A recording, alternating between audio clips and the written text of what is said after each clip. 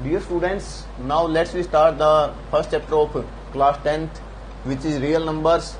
वास्तविक संख्याएं इसे हिंदी में हम बोलते हैं। वास्तविक संख्याएं क्या है? प्रीमे और अप्रीमे संख्याओं को मिलाकर बनने वाली संख्याएं वास्तविक संख्याएं या रियल नंबर्स कहलाते हैं। रियल नंबर के अंदर वो सारी संख्याएं हम शामिल करते हैं जो अब तक हम पढ़ चुके हैं, चाहे वो सम विषम संख्याएं हों, चाहे वो पॉजिटिव नेगेटिव नंबर्स हों, चाहे वो भिन्न हों, दशमलव भिन्न हों, सारे के सारे जितनी भी संख्याएं हमने पढ़ी हैं वो सारी की सारी रियल नंबर्स कहलाती हैं। नंबर्स में और डिटेल में हम इसके सम्स करें एक्सरसाइज के, उससे पहले कुछ चीजें हैं जो यहाँ पर लेनी आवश्यक हैं, जैसे प्राइम नंबर्स जिन्हें अभाज्य संख्याएं हम हिंदी में कहते हैं। अभाज्य संख्या क्या कहलाती है?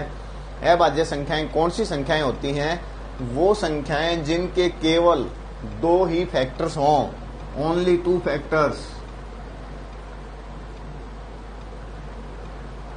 All those numbers which are having only two factors are known as prime numbers। यानी कि जो एक से और स्वयं अपने आप से ही भाग होती हों, ऐसी संख्याएं जिनके केवल दो ही भाजक हों। दो भाजक कौन कौन से? एक तो वो संख्या स्वयं होगी, जैसे सपोज करो हम 7 की बात करते हैं तो 7 को भाग देने वाली संख्याएं कौन सी? एक तो स्वयं 7 और एक दूसरी संख्या है 1 सबको भाग दे देती है। तो ऐसी सभी संख्याएं जिनके केवल दो ही भाजक हों अभाज्य संख्याएं कहलाती हैं। इसके उदाहरण हैं, जैसे हम यहाँ लिखें 2, 3, 5, 7, 11, 13, 17, 19, 23 और ऐसे बहुत सारी संख्याएं होंगी। इनमें यहाँ ध्यान देने योग्य बात है कि जो सबसे छोटी अभाज्य संख्या है, अगर क्वेश्चन आ जाए सबसे छोटी अभाज्य संख्या कौन सी है, वो संख्या है सबसे छोटी अभाज्य 2, और ये अकेली संख्या है जो सम संख्या होते हुए भी प्राइम नंबर है। इससे आगे जो भी सम संख्याएं होंगी वो सारी की सारी भाज्य संख्याएं होंगी, अभाज्य संख्या नहीं होंगी।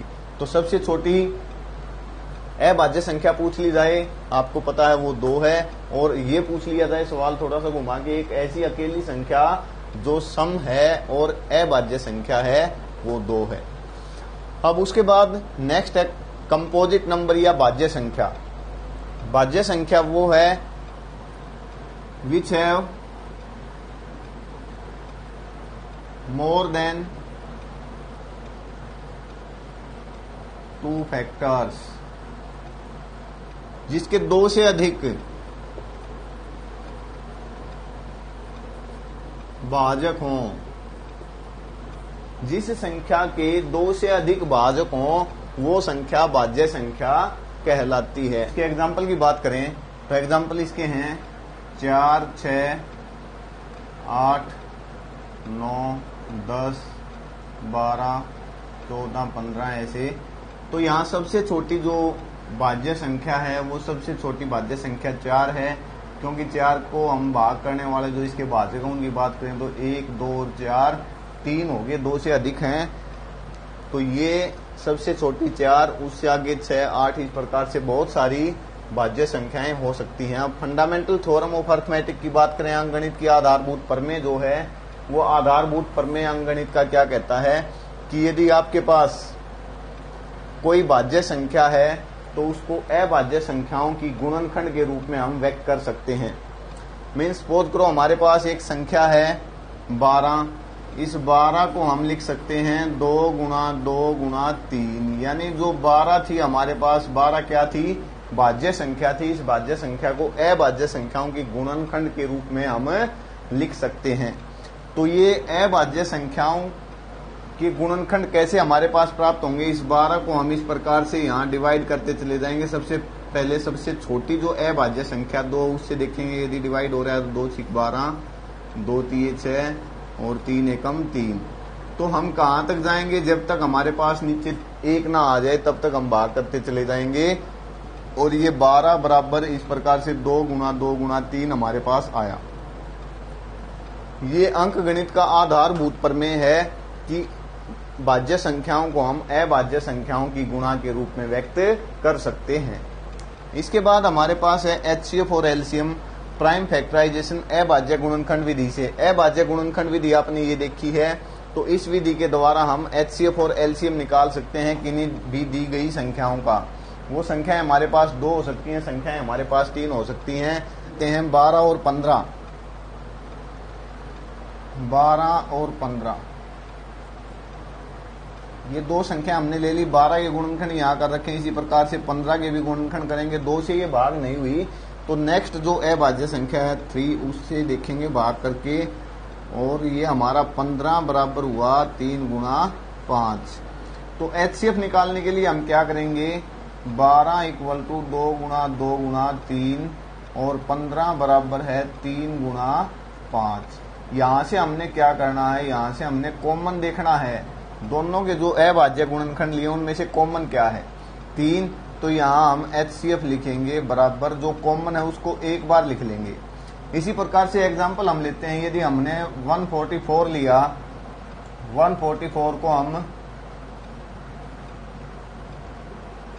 ऐसे लिख सकते हैं। यदि हमने 48 लिया, 48 को हम 2 गुणा 2 गुणा 2 गुणा 2 गुणा 3 लिख सकते हैं। तो यहां से यदि हम बात करें 144 और 48 की, इसका हमने HCF फाइंड आउट करना, तो यहाँ कॉमन देखेंगे पहले कौन कौन से हैं। ये हमारे पास पेयर बनेंगे, 4 पेयर तो बन गए 2 के जो दोनों में हैं, और एक पेयर हमारे पास बना 3 का। तो हम इसका जब HCF लें 144 एंड 48 का, तो वो हमारे पास आ जाएगा। इन कॉमन जो हमने ये पेयर लिए हैं इनमें से एक एक बार लिख लेंगे हम सभी संख्याओं को, और वो हमारे पास आ जाएगा 2 दूनी 4 दूनी 8 दूनी 16 3 48। और यदि हम बात करें आगे LCM की, तो LCM में हमने क्या करना है, जो कॉमन है वो तो सारे लिख ही लेने एक एक बार, और जो बच गए हैं यहां से क्या बचे, ये सारे लिखने के बाद एक अकेला 3 रहा है, उस 3 को भी हम क्या करेंगे एक बार और मल्टीप्लाई कर देंगे, तो हमारे पास 148 आ जाएगा, सॉरी 144 आ जाएगा। ऐसे ही यदि हम 15 और 12 की बात करें, इसका LCM हमने लेना है, तो LCM क्या होगा, हमारे पास कॉमन क्या था, एक 3 था, और बचा हुआ क्या है, ऊपर से 2 बार 2 हैं और नीचे एक बार 5 है। 3 दूनी 6 6 दूनी 12 12 पंजे 7, ये हमारे पास आया LCM। तो ये अभाज्य गुणनखंड विधि है HCF और LCM फाइंड आउट करने की। अब हमारे पास एक रूल, एक नियम है HCF और LCM का। यदि हमारे पास HCF और LCM है तो उन दोनों की गुणा HCF की और LCM की हम करें, वो 2 संख्याएं यदि हमारे पास थी तो उन दोनों की गुणा के बराबर होगी। यहाँ पर इस 12 और 15 वाले एग्जाम्पल को लेते हैं। LCM हमने यहाँ पर निकाला 60 और HCF हमने निकाल दिया यहाँ से 3। तो अगर इनकी गुणा करें वो हमारे पास 180 आया। इसी प्रकार से जो हमारे पास नंबर थे क्या क्या, 12 और 15। यदि 12 और 15 की गुणा करें तो हम करेंगे 15 दूनी 30, 15 एकम 15 और 3 18, दोनों क्या आएंगे, बराबर आएंगे। तो हमारे पास HCF और LCM हैं, दोनों दे रखे हैं, हमारे को एक नंबर दे रखा है, तो उस HCF और LCM की गुणा करके जो नंबर दिया गया है गिवन नंबर, उससे डिवाइड करके दूसरा नंबर फाइंड आउट कर सकते हैं। अब LCM और HCF की कुछ प्रॉपर्टीज देखते हैं हम। HCF के बारे में यदि बात करें, 2 संख्याएं अपने पास यदि गिवन हैं, दोनों संख्याएं सहअभाज्य को प्राइम नंबर हैं, तो HCF उसका हो जाएगा 1। और HCF कभी भी संख्याओं से बड़ा नहीं हो सकता, या तो जो छोटी संख्या उसके बराबर हो सकता है या संख्याओं से छोटा हो सकता है। LCM की बात करें, यदि 2 को प्राइम नंबर अपने पास हैं, उनका हमने LCM फाइंड आउट करना है, तो उनकी जो प्रोडक्ट है उसके बराबर वो LCM हो जाएगा। और LCM कभी भी संख्याओं से छोटा नहीं हो सकता, या तो सबसे बड़ी संख्या के बराबर होगा या दोनों संख्याओं से बड़ा होगा। यदि इस एग्जाम्पल की बात करें 12 और 15 की, LCM यहाँ पर हमारे पास आया था 60 और HCF हमारे पास आया था 3। एक एग्जाम्पल और भी लिया था हमने 144 और 48 का, वहां पर HCF हमारे पास था 48 और LCM हमारे पास था 144। तो यहां देखिए LCM की बात करें तो छोटा नहीं होगा, जो सबसे बड़ी संख्या उसके बराबर हो सकता है। HCF बड़ा नहीं हो सकता, जो सबसे छोटी संख्या उसके बराबर हो सकता है। HCF और LCM यदि 2 संख्याओं का हमने लेना है, तो दोनों संख्याओं की प्रोडक्ट के इक्वल उनका LCM और HCF का प्रोडक्ट हो जाएगा। अब बात करते हैं रेशनल नंबर्स की। प्रीमेय संख्याएं किन्हें कहते हैं, यहाँ हमने पीछे भी पढ़ी है डेफिनेशन। 3 पॉइंट जो डेफिनेशन है वो लेंगे। फर्स्ट क्या है, वो सभी संख्याएं जिन्हें हम P ओवर Q की फॉर्म में लिखें। सेकंड पार्ट इसका where Q is not equal to 0, और जो थर्ड पार्ट है डेफिनेशन का, वो थर्ड पार्ट है P and Q are coprime, जिसे हम हिंदी में लिखेंगे सह अभाज्य संख्याएं। तो ये 3 पॉइंट हमने याद रखने हैं। जिन भी संख्याओं को P और Q के रूप में लिख सकते हैं जहां पर Q बराबर नहीं है 0 के, और थर्ड वो जो P और Q दो संख्याएं हैं वो दोनों को प्राइम या सह अभाज्य संख्याएं होनी चाहिए। वो सभी संख्याएं हमारी प्रीमेय संख्याएं कहलाती हैं। यदि इसके दशमलव प्रसार की बात करें तो इनका दशमलव प्रसार या तो शांत होगा या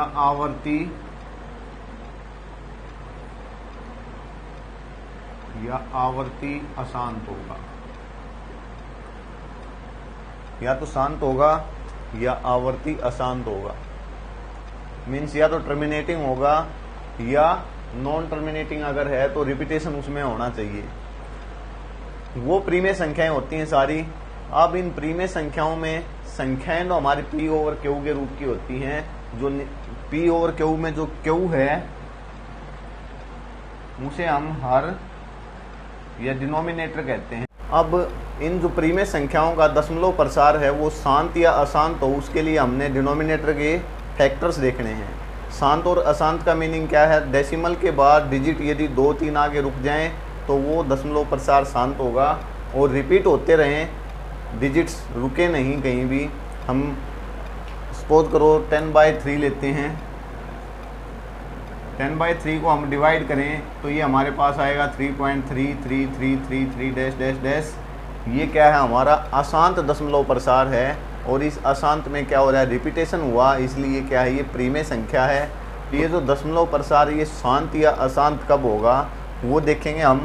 जो हमारे पास हर है उसके हमने बनाने हैं फैक्टर्स, और वो फैक्टर बनाएंगे हम प्राइम फैक्टर्स। हर है उसके फैक्टर्स हमारे पास आए और वो 2m इंटू 5n की फॉर्म में हो, यानी हमारे पास या तो सिर्फ 2 हों या सिर्फ 5 हों या 2 और 5 दोनों हों, तो हमारा जो दशमलव प्रसार होगा वो शांत होगा। और 2 और 5 के सिवाय 3, 7, 11, 13 इस प्रकार से कोई और भी हमारे पास नीचे संख्या आ जाए अभाज्य गुणनखंडों में, तो वो जो दशमलव प्रसार है वो अशांत होगा। एग्जाम्पल इसका लेते हैं। यदि हम बात करें 14/15 की, इस संख्या की हम बात करें तो 15 के जब हम गुणनखंड करेंगे हमारे पास 3 गुना 5 आएगा। यहाँ पर 2 और 5 से अलग एक संख्या आई है 3, इसलिए इसका दशमलव प्रसार क्या होगा, अशांत होगा। और यदि हम बात करें 13/40 की, यहाँ अगर इस 40 को देखें हम तो 40 के जो गुणनखंड होंगे 2 गुना 2 गुना 2 गुना 5, ये हमारे पास क्या हैं, सिर्फ 2 और 5 है, यानी इसको हम 2⁵ इंटू 5⁵ के रूप में एक्सप्रेस कर सकते हैं। ये 2⁵m 5⁵n की फॉर्म में है, इसलिए इसका दशमलव प्रसार क्या होगा, शांत होगा हमारे पास। यूक्लिड्स एल्गोरिथम फॉर HCF या यूक्लिड विभाजन प्रमेयिका जिसे हिंदी में कहते हैं, ये यूक्लिड विभाजन प्रमेयिका क्या चीज़ है। यूक्लिड विभाजन प्रमेयिका क्या कहती है, हमारे पास यदि 2 नंबर A और B हैं जहाँ पर एक नंबर दूसरे नंबर से बड़ा है, तो 2 और भी नंबर हमारे पास होंगे Q और R, और ये Q और R किस प्रकार से हैं कि A = BQ + R। ये डिवीज़न हम करते थे नंबर्स का। यदि हमारे पास सपोज करो 15 और 12 हमने नंबर लिए हैं 2, तो 15 बड़ा है इसलिए 15 को डिवाइड करेंगे 12 से, और ये 12 × 12 3 बच जाएगा शेषफल। यहाँ जो ये 12 है इसे हम बोलते हैं भाजक, ये 15 को हम बोलते हैं भाज्य, और इस 1 को हम बोलते हैं भागफल,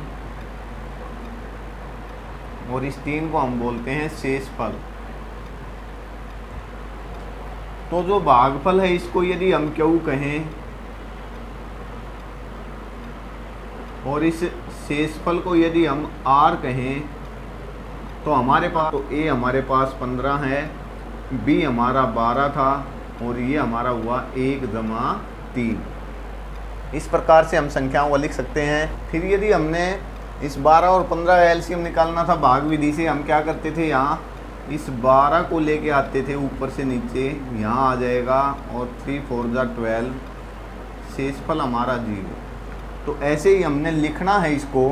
अब हमारे पास ये 12 तो आ जाएगा आगे और ये 3 आ जाएगा यहाँ पर, और जो यहाँ पर क्यू की जगह कोशेंट आया है, भागफल आया है, उसको यहाँ लिखेंगे और जो शेषफल आया है उसको यहाँ लिख देंगे। कब तक इस स्टेप को रिपीट करते जाएंगे हम, जब तक यहाँ पर 0 ना आ जाए। जैसे ही 0 आया तो यहाँ ये आगे वाला जो यहाँ ये वाला डिजिट हमने देखना है और हम लिखेंगे HCF = 3। अब हमारे पास एक्सरसाइज है 1.1, उसका जो पहला सवाल है, यूक्लिड विभाजन प्रमेय का प्रयोग कर HCF ज्ञात करें। हमारे पास ये 3 स्टेटमेंट दी हुई हैं, यहाँ नंबर्स हैं 2-2, उनका हमने HCF ज्ञात करना है। नंबर दिया है 135 और 225, तो इसको हम HCF ज्ञात करने के लिए भाग विधि का प्रयोग करते थे। कैसे करते थे, 225 को अंदर और 135 से हम करते थे इसको डिवाइड।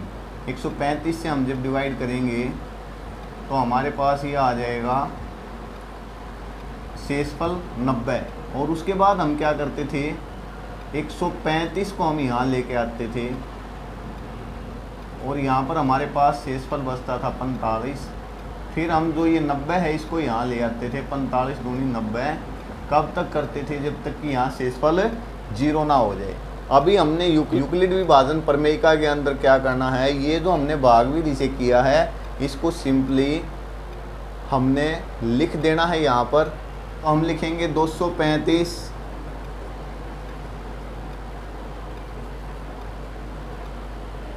225 बराबर 135 गुणा 1 जमा 90। यहाँ से हमने लिया 135 गुणा 1 जमा 90।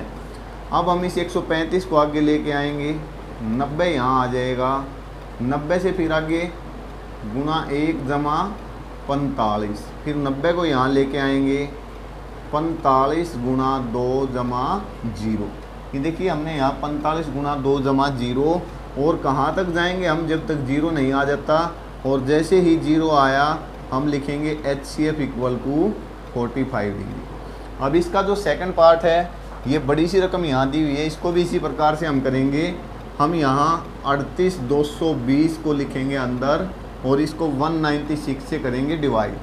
तो हम 1 पे करेंगे डिवाइड इसको 196, और इसको जब हम यहाँ सब्ट्रैक्ट करेंगे तो हमारे पास आ जाएगा